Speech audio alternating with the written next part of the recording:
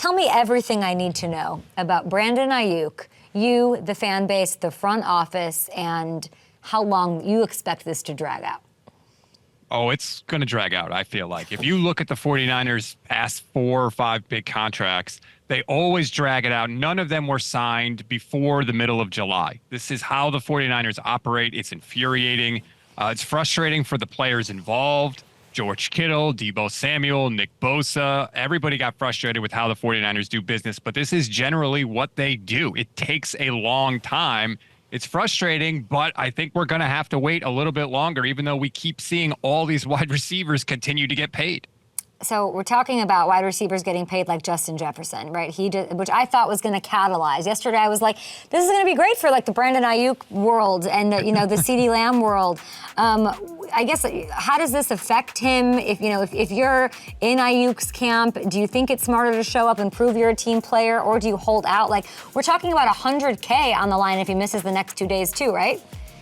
Yes, but I don't think it affects it too much because Justin Jefferson's contract is so far and above anything that we've seen from another wide receiver. I mean, he's now the highest paid non-quarterback of all time, breaking the record held by Nick Bosa for about a year. He got 70% more guaranteed money in his contract than the next closest player in Tyreek Hill. He is the absolute tip-top of the market. If Brandon Aiyuk tried to argue that he deserves that kind of money, the 49ers would laugh him out of the negotiating room because he's clearly not Justin Jefferson. But look, we have seen 8 wide receivers this offseason sign deals with at least $23 million a year. 8 of them. And that, oh, by the way, that $23 million is what Deebo makes right now. And I don't know if that's part of the hang-up that they don't want to pay Aiyuk more than Deebo. It seems like they should be able to get this deal done because we've seen all these wide receiver contracts, right? We don't have to search for the ballpark of the deal. We know what the ballpark should be. It should be around $30 million a year. The guaranteed money should be between $40 and $55 million. It should not be this difficult to hammer this thing out if, in fact, you want to get it done. But I think the 49ers say, you're on the 5th-year option. We have you under contract. We don't have to do anything. If you want to hold out, great. That's your choice. Good luck with that. But the 49ers, I don't think, are feeling as much pressure to get it done as we, the fans, maybe feel. Gosh, there's no incentive for the Niners, huh? Other than to keep him happy, that's pretty much it. They can play this out. And they have $25 million in cap room now that the money from the Eric Armstead release officially hits the books. So the 49ers, I think, can say, we're fine slow playing this because what are you going to do about it? Yeah, the bar has not been raised in their viewpoint, from their lens, after the Jefferson payday. That is for sure. Niners fans want it done because y'all are like a wild fan base. The controversies, the rumors, the speculation. You're just the perfect fit for them because you love turning it out and spinning it and all of that and this amazing stuff. What is as mandatory minicamp is here, Christian McCaffrey there, so no controversy. What is the thing that you're most closely keeping your eye on outside of Aiyuk? Yeah, that's the thing. Other than Aiyuk, there's no controversy for the 49ers. For the first time in years, their quarterback is not coming off an injury. There is no question who the starting quarterback is. The entire offense basically is coming back from last year. The biggest storyline is how does Ricky Pearsall look at wide receiver, and can Dominic Pooney take a starting spot on the offensive line? Other than that, it's kind of smooth sailing for the 49ers for the first time in a little while. Yeah, but you need this guy. Ooh, nice. Not a controversy, but Hamilton was telling me that he's got his ear really close to those, the Grant Cohns of the world and everybody, and you, of course. And there's rumors there's just worry about whether he's going to be available for week 1, what's going on. What is the concern with Hufanga? Well, the concern is he's coming off an ACL injury last year against, I believe, the Buccaneers is when he injured it. And he was not, a speedy safety to begin with. And so the fact that speed was already an issue, he's coming off an ACL injury, I think that's a little bit scary for the 49ers. He's in the last year of his contract right now. So there's a lot of unknowns with Hufanga. I absolutely love him. I fully admit I am biased when it comes to him because you remember all of his splash plays just because of his style on the field, the way he seemingly can jump the snap anytime he wants to get in the backfield. He makes a lot of interceptions, certainly more interceptions from the safety spot than the Niners have seen recently in the past few years with Ward and Tart back there. So it's easy to kind of get seduced by the good plays that Hufanga makes. But I think the 49ers also see a lot of plays in coverage where he could have been better. And so this probably is going to be Hufanga's last year with the Niners. You mentioned the Armstead cut in the savings. Do they use some of that to bring in, just in case, a Justin Simmons who's out there?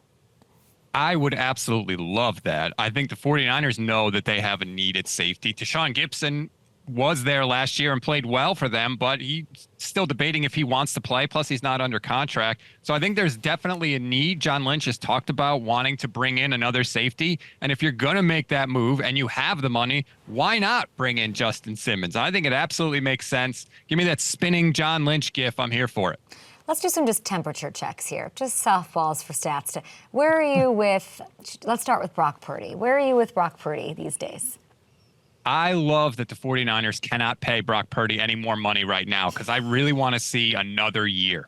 Show me again, Brock. Okay. Great year last year. Absolutely. Let me see you do it again. I'd love to give him a couple more games in the rain to see if he can sort of get over that, because that is definitely a thing that with him we've seen so far. So let's just let the year play out and we'll see where we are at the end of the year. And then we can make decisions financially. But I absolutely love it. They can't do anything with him right now, because I think if they could, they would extend him right now. Wow. So you're looking at the schedule, and then week by week, you're just checking the weather. You're Doppler guy for 2024.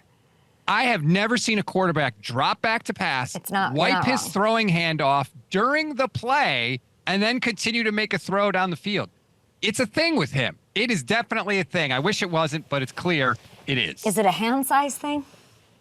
I think, I don't know. It seems really weird. I know Kyle Shanahan doesn't change his practice for rain games. Like, he doesn't dunk the footballs in water or do anything like that. I wonder why not. Like, why not give it a shot? Like, I was just talking to Chris Harris Jr. yesterday. When I asked him about Peyton Manning, the first thing he talked about was how prepared he was, and he would wet the balls, and it was the first thing he said when asked about Peyton Manning was bad weather. He'd prepare for anything. You hear about it with Tom Brady and all of it. Like, I wonder why the stubbornness of not just trying that out. I don't know this for a fact, but if I had to guess, I would say, because I think Kyle likes his practices to run smoothly. He wants to get through what he has to get to and work on what he has to work on. And if you're dunking the footballs in water and it's affecting the practice and the smoothness of practice and all of that, I don't think he likes that. Now, it doesn't stop Brock from dunking 50 footballs in a bucket of water after practice, but somebody's got to work on it because it's been bad. Yeah, but I mean, down the stretch after that, was it Cleveland, right? There was the Cleveland game, and then it became. I was looking. I don't look at the weather ever, literally ever, and any given day ever. It's part of the only thing I like about living in California right now. But I don't know. I feel like it is a thing, and any like exposed perceived weakness is going to be a benefit to whatever team that they're facing. So there's definitely that. But I like that you called him great. You said he had a great year. So I think that's a good temperature check. Great year. You want to see another year. Hamilton's texting me, is that enough to not want to pay him, though? $50 million a year, which is probably, he's going to be in that range. That's a lot of money. And I have always said, quarterback purgatory is a much better place to be in than quarterback jail, right? If you're in quarterback jail, you're stuck with this person that you know is not good enough. That's a terrible place to be. At least with quarterback purgatory, you have the flexibility to make moves. Now, technically, if the Niners want to, they could let Brock play out this year, and they could franchise him up to 2 times in a row if they wanted to. I don't think they do, but if you're going to give the guy that kind of money, you better be stone cold sure that this is your guy and that this could be your guy, even if the roster around him gets a little bit weaker. It's well said. Kyle Shanahan, we mentioned him. I don't know how smoothly he runs his practices, all of that. So you have to sort of fill me in on where you are with him. When I think about, everybody I talk to about the Niners, it always comes up of, is he what got them there, but is he what's holding them back from winning the thing? Like, is the decision making, the defer, all of that, he's the reason they're there, and is he the reason that they're not for the past 5 years? Where are you with him? That's exactly right. Kyle is the reason for all of the good things with the 49ers right now, and he's also the biggest reason they don't have 2 Super Bowl championships. And I think that's really hard for 49er fans to grapple with, because 2 things can be true at the same time. And I think both of those are, but it's hard for people to admit that and understand that. But it is the facts. And I know some people are really frustrated with Kyle Shanahan, and I get that. I'm there with you, right? I want at least the 1 damn Super Bowl in all these tries, but he is an awesome head coach. He is the reason the roster is as good as it is. He has final say over all roster decisions. I know we're frustrated, and I am there with you.